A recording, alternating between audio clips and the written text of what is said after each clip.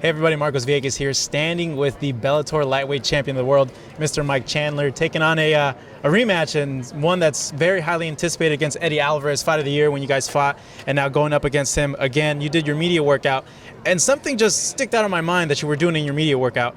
You were hitting the liver with that left shot to the body. You know, talk to me about that, because I saw that shot and I was like, wow, you're throwing it like a well-disciplined boxer, like a guy that's been boxing his whole life.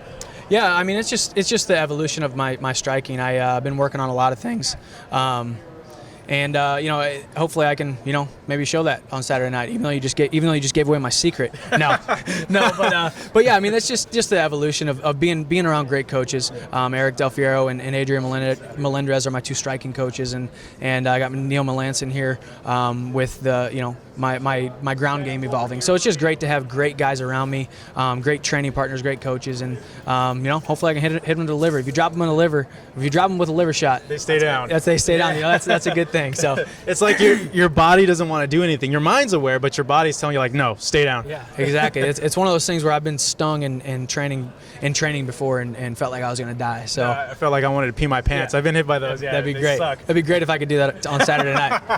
I think that'd be a first in an MMA match. Yeah.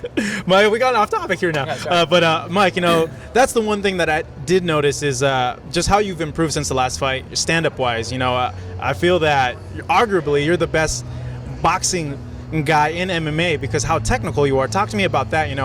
How have you gone to that point you were in the first Alvarez fight to now? Because even back then you were pretty good, but now it's just completely different. Yeah, it's just hard work. I mean, and like I said earlier, it's coaches. Yeah. I mean.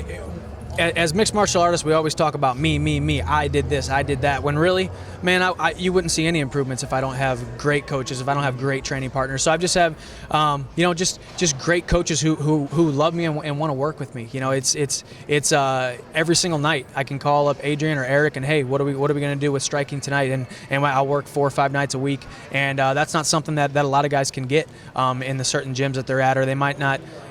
I believe I'm always going to believe that my coaches are the best in the world, but they might not have as good a coaches as I do. And it's small technical things and it's discipline. As a wrestler, I'll drill a move 1,000 times and make sure it's correct every single time. And that's the same exact thing with my punches and my strikes, my kicks and knees, elbows, all that kind of stuff is all kinds of stuff I want to add to my arsenal. And hopefully we see that on Saturday night. This was supposed to be a pay-per-view card, and that kind of got skewed because of Ortiz injuring his neck. Was there any worry on your part that you might not fight at all? Yeah, immediately, that's always oh gosh, I hope that doesn't happen. But right away, it all got figured out. My manager called me, and within 5 minutes, everything was figured out, and now it's free on Spike, and everybody gets to enjoy it on Spike free.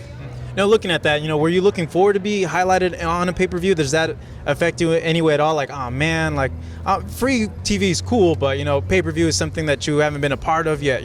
Yeah, I haven't, but I mean, Bellator is going to do another one for sure, and I would think that I'm probably going to be a part of that one, if not headlining it. So it would be, whenever that time comes, it's going to come. It was unfortunate for Bellator.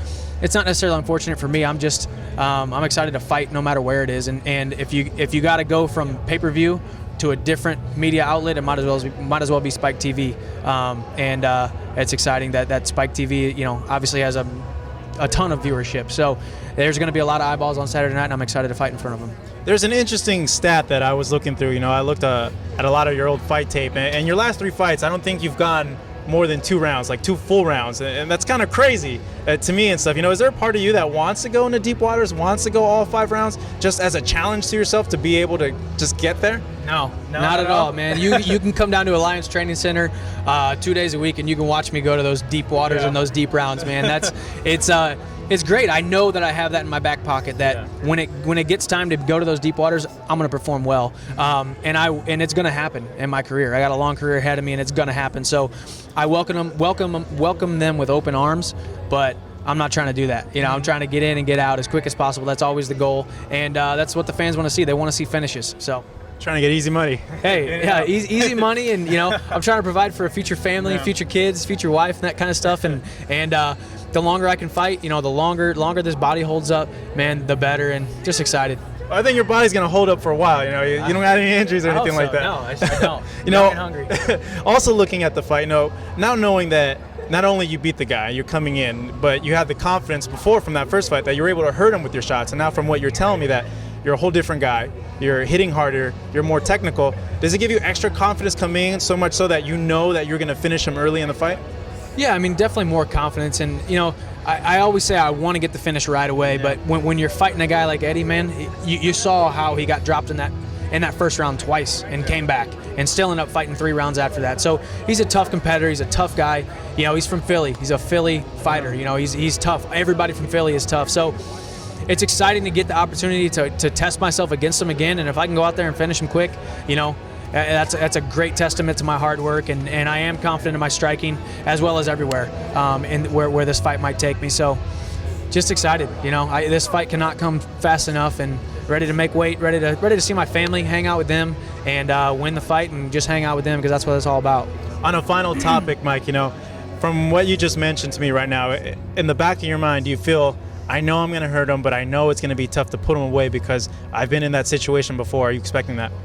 Yeah, I mean, you always expect it with, you know, when you're fighting a guy like Eddie, but then again, when you go in there, there's not much thinking going on. You know, if I hurt him and he drops, chances are I'm jumping on him like a crazy person, just like I did with Rickles, just like I did with Gono, and you know, just like I did with Eddie the first time. And you know, we'll see. You know, time will tell. And on Saturday night, if I drop him, I'm excited about, you know, hopefully going in and getting the finish, but just excited to win the fight no matter what, and that's what I want to do. Well, I know fans out there watching this are excited to see you rematch Eddie Alvarez. You know, the first fight was awesome. The second fight, we're hoping, will be just a tad bit more awesomer, if that's even a word. Awesomer. I don't know. Yeah. I'm making up words here. I'm just hoping my performance is awesomer than the first one, and, you know, that's all I can hope, you know. Hey, I'm a trademark. Don't use that again. Oh, shoot.